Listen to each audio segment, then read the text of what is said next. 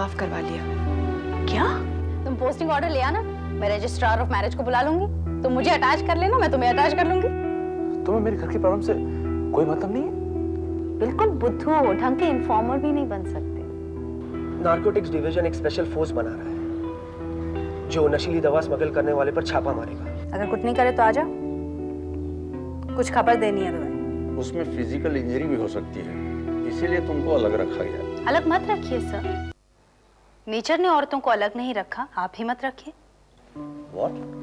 सब 12-15 साल की उम्र से ही लड़कियों के सिस्टम्स ब्लीडिंग बर्दाश्त करने के आदी हो जाते हैं। पहाड़ी इलाकों में या ट्राइबल एरियाज में लड़कियों को हल में जोता जाता है, मर्दों को नहीं जोता जाता। औरतें रिप्लेस करती हैं बैलों को, not main. Please, please let me absorb.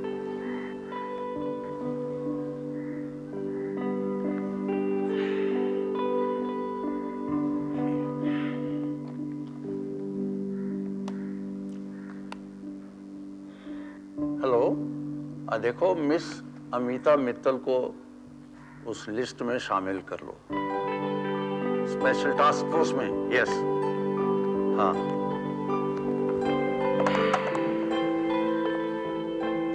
Madam. Thank you sir. क्या बायोलॉजी भी तुम्हारा सब्जेक्ट था किसी लेवल पर? जी नहीं सर, बात बायोलॉजी की नहीं है, अवेयरनेस की है। औरतों को या किसी भी फीमेल स्पीशीज को नेचर ने इक्विप किया है डबल फंक्शंस के लिए। उसकी एनर्जी लेवल डबल होती है, ऊर्जा स्तर दुगना होता है। जैसे जैसे जमीन के नीचे बहता हुआ पानी, बस उसे टैप करने की जरूरत होती है, पंप के सहारे उसे ऊपर लाने की जरूरत होती है। Okay, can I go now? क्या तुमने ये कहा कमिश्नर से? हाँ, तुम तो थे नहीं ना, तुम्हारा भूत था जो सुनता, इसलिए उनसे कहना पड़ा। और तुम्हारी ये बात सुनकर वो बेहोश नहीं हुए? अरे, मैं लोगों के सर पर पत्थर नहीं मारती, फैक्ट्स मारती हूँ। और फैक्ट्स जब सर पर लगते हैं तो सर का बल्ब चूर चूर नहीं हो जाता। इनफैक्ट जो भी ग्रे सेल्स हैं, मिसकंसेप्शंस हैं, गलतफहमियां हैं, वो सब लिट अप हो जाती हैं एकदम से। अमिता, तुमने तो मेरे सारे मिसकंसेप्शंस तोड़ दिए। तुम्हें पता है, कॉलेज में लोग मुझे डिटोनेटर कहते थे। उनका कहना यह था मैं जिससे भी बात करता हूं तो बारूद से उड़ा देता हूं। फिर सर्विस ट्रेनिंग में तुमसे मुलाकात हुई, तुम्हें देखा तो लगा कि लड़की अच्छी है, फ्लर्टिंग के लिए ठीक है। पोस्टिंग साथ में होगी तो फ्लर्टिंग करूंगा, बट डैम इट, यहाँ पे तो सब मामला ही उल्टा हो गया। अब तो मैं तुम्हारा एडमायरर बन गया हूँ, तुमसे बात करने, तुम्हारे साथ रहने को मन करता है। मुझे भी तुम अच्छे लगते हो, अच्छी बातें करते हो एंड ऑनेस्टली बातें करते हो, that's the best part of it. But thank you very much Brijesh, तुमने मुझे बिल्कुल सही वक्त पर ये स्पेशल टास्क फोर्स के बारे में बता दिया। अब और एक काम कर दो, मुझे ये बताओ कि यहाँ कराटे क्लासेस कहाँ पर होते हैं? क्या करोगी तुम? ज्वाइन करूंगी। तुम ज्वाइन करोगी? क्यों? स्पेशल टास्क फोर्स में भर्ती हो गई हूँ तो प्रूफ तो करना पड़ेगा ना कि I am made of hard metal, जैसे तुम कहते हो मिस हार्ड मेटल। मुझे दो चीजें सीखनी है, one is the art of self defence and one is unarmed combat. Unarmed combat? Just tell me one thing, ये ऐसे लफ्ज तुम्हारे मुंह में कहां से आ जाते हैं? तुमने मुझे हाफ नॉलेज दी है स्पेशल टास्क फोर्स के चक्रव्यूह में जाने के लिए, वहां से बाहर कैसे निकलते हैं ये तुमने नहीं बताया। और मैं अभिमन्यु की तरह वहां अटकी नहीं रहना चाहती, इसीलिए कराटे सीखना चाहती हूँ। इसीलिए पता करो कि यहाँ कराटे के क्लासेस कहाँ होते हैं। जब रेड पर जाओगी ना, I will be your black cat.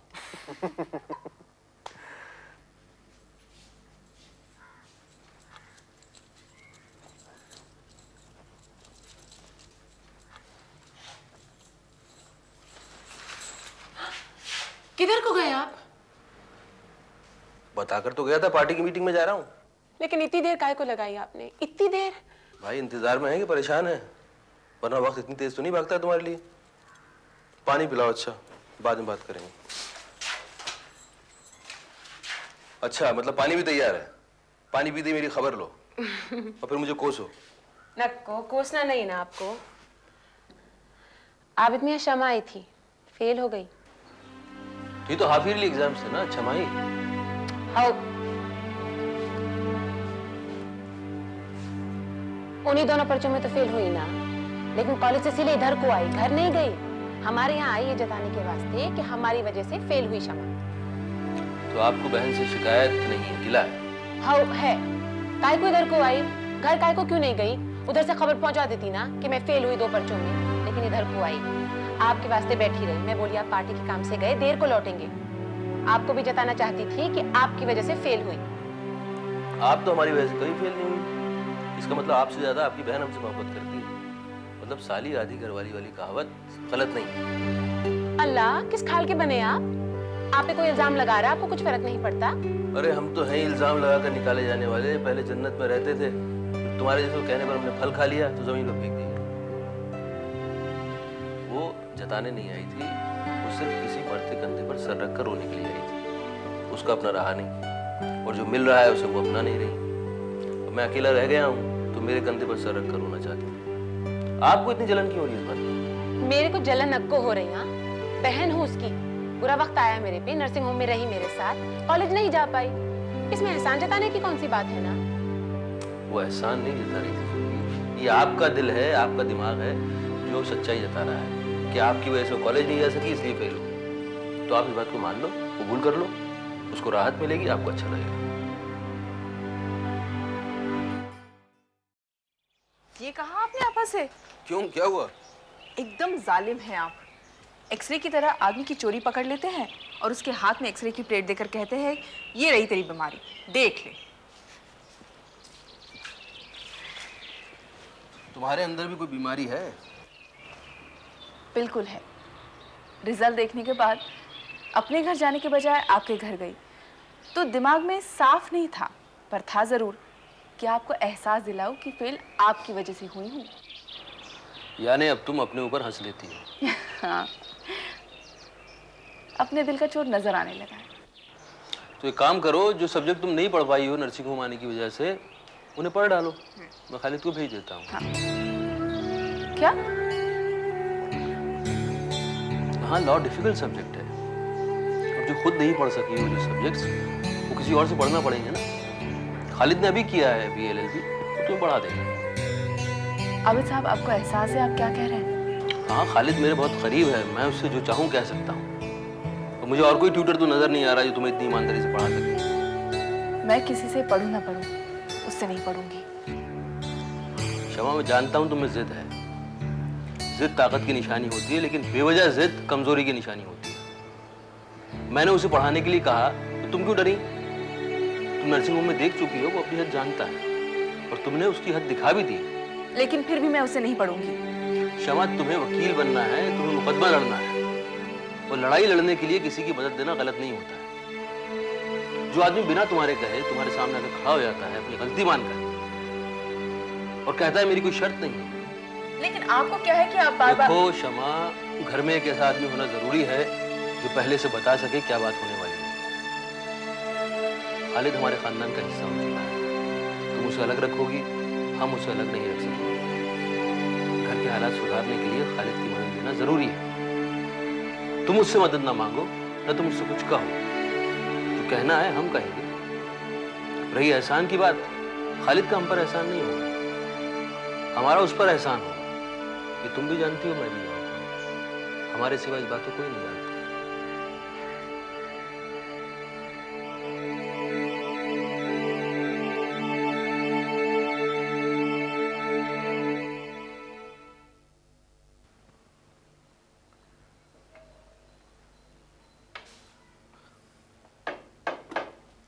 Khalid मियां। अरे आप आइए आइए। डिस्टर्ब तो नहीं करेंगे? नहीं नहीं बिल्कुल नहीं, आइए आइए। जीते रहिए, जीते रहिए। तशरीफ रखिए।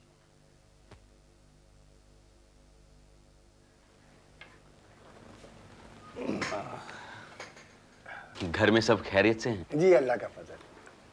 खैरियत से हैं, बस कहा जा सकता है कि जी रहे हैं, वरना महसूस तो नहीं करते कि वाकई जी रहे हैं। क्या बात कही है? बात मैंने नहीं कही है, बात अब ये कहेंगे। वकील साहब, मेरी बेटी शमा वकालत पढ़ रही आजकल। अभी हाल हाल में वो 6 माही इम्तिहानात हुए, मगर सिर पे वो फिक्रों का बोझ, घर का कामकाज, उसकी वजह से उन्हें फेल हो गई। उसका ये रिजल्ट है, देखिए।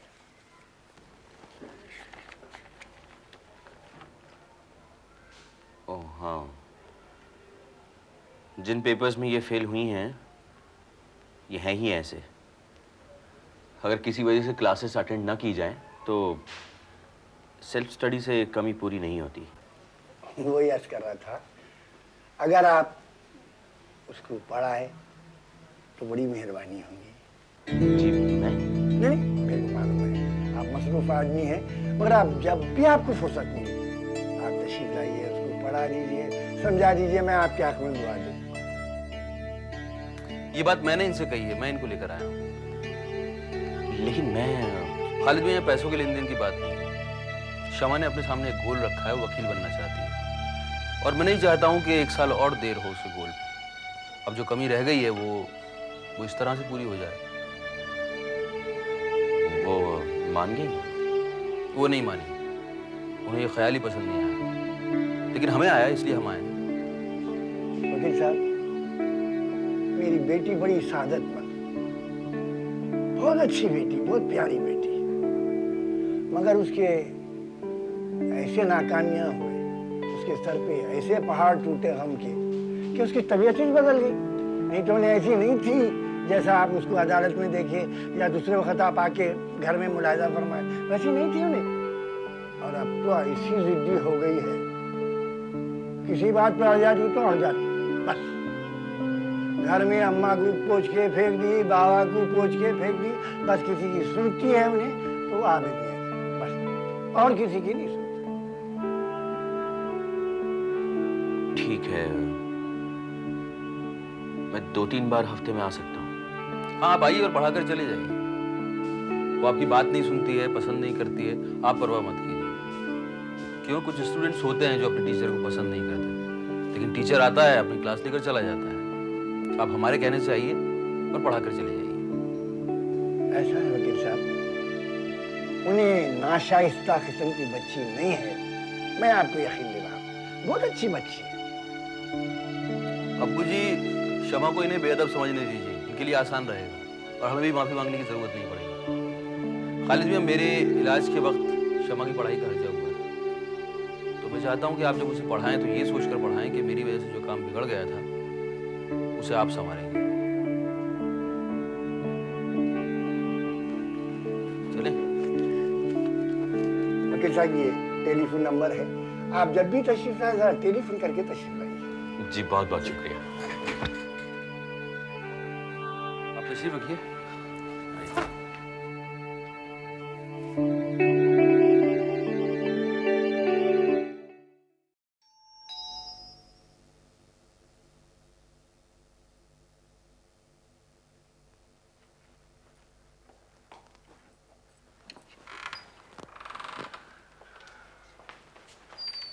जीते रहो। आ गया तू बैठ, मैं खाना लगाती हूँ। कॉलेज के दिनों में लड़के सपने देखते हैं कि उन्हें कहीं ट्यूशन मिल जाए जहां एक खूबसूरत लड़की हो जिसे वो पढ़ाते हो, या जो उस लड़के की बहन हो जिसे वो पढ़ाने जाते हैं। फिर उसमें कितने सपने जुड़ जाते हैं। बातचीत होगी, लड़की नाश्ता लाएगी, हाथ छू जाएगी और मोहब्बत हो जाएगी। मैंने भी ये सपने देखे थे, तब पूरे नहीं हुए, अब पूरे होंगे। चंद दिनों के लिए उसे पढ़ाने जाऊंगा जिसे मैं चाहता हूं, और उसी घर में जिसे निकाला गया। निकलना खुल्द से आदमी का सुनते आए हैं, लेकिन बड़े बेआबरू होकर तेरे कूचे से निकले।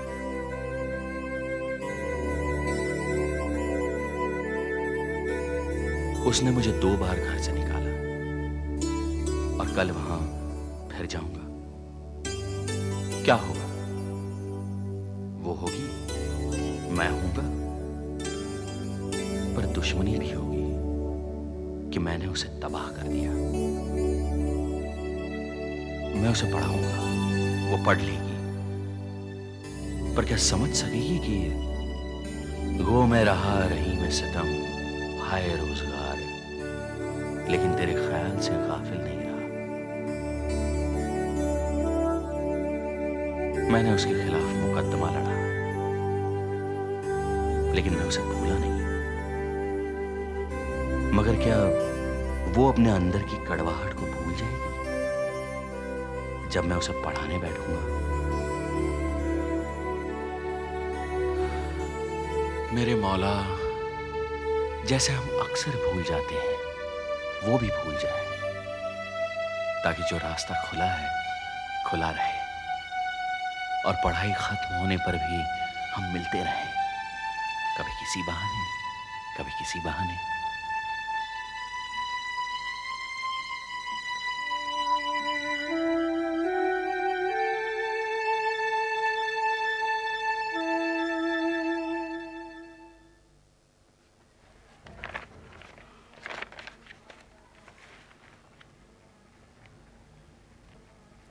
Mister Krishna sir. देखिए, ये मैंने सारी करेक्शंस कर दी हैं। आप इनका एक सेट बनाकर गौड़ साहब के टेबल पर रख दीजिए। सर 9:30 बज गए हैं, कल सुबह आके कर दूं? नहीं नहीं, कोर्ट से स्टे लेने का मामला है। आप अभी कर दीजिए, मैं भी तो बैठा हूँ। देखिए, आपकी बस निकल जाए तो आप स्कूटर का फेयर चार्ज कर लीजिएगा, लेकिन अभी कीजिए, मैं वेट कर रहा हूँ। Okay sir.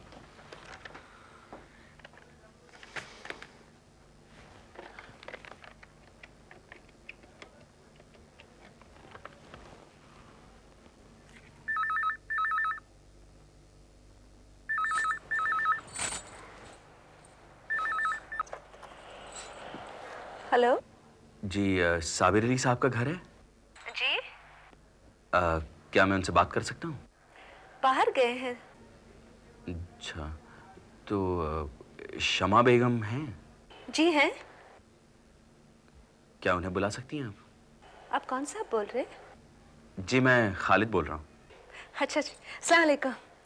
मैं देखती हूँ। हाँ, आपा जान है ना, वारिस को सुला रही थी। नहीं नहीं, फिर आप डिस्टर्ब मत कीजिएगा। बस इतना कह दीजिएगा कि मैं कल 6 बजे उन्हें पढ़ाने आ जाऊंगा।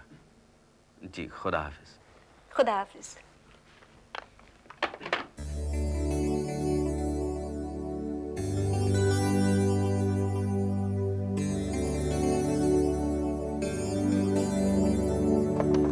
किसका फोन था? खालिद साहब का फोन था आपा जान। तो रख क्यों दिया, मुझे क्यों नहीं बुलाया? अरे आपा, मुझे कुछ कहने का मौका ही नहीं दिया उन्होंने। बस कहा कि उन्हें डिस्टर्ब मत करिए, कह देना कल मैं 6 बजे आऊंगा। कहते ही फोन रख दिया। आपको क्या पढ़ाने लगे खालिद मियां? नहीं, कुछ सब्जेक्ट्स में फेल हो गई तो आबिद साहब को महसूस हुआ कि उनकी तीमारदारी की वजह से फेल हो गई, तो दिल से ये बोझ उतारने के लिए उन्होंने कह दिया कि मुझे आके पढ़ा दें।